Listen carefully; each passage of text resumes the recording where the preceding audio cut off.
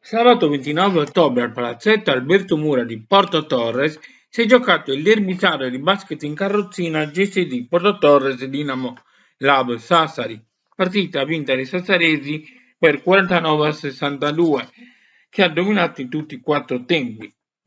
Porto Torres non è partito male, dove sono messi in evidenza la canadese Khalida Denau e il capitano Luca Pugioni, che ai nostri microfoni ha detto: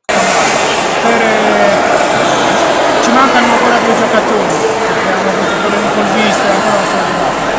Però abbiamo affrontato una delle squadre favorite allo scudetto quest'anno e per me non è andata male.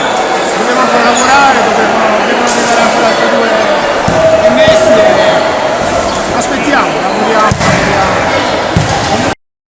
I sassaresi si sono rinforzati moltissimo quest'estate, mettendo su una bella squadra con grandi giocatori e il capitano Claudio Spanu non ci rivela che vincere il campionato.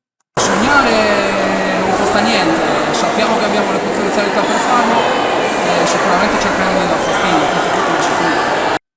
Tra i migliori in campo, il neoacquisto sassarese, l'olandese Robin, scusate la pronuncia, Pogeslic. Cerca sempre di fare il meglio, appunto.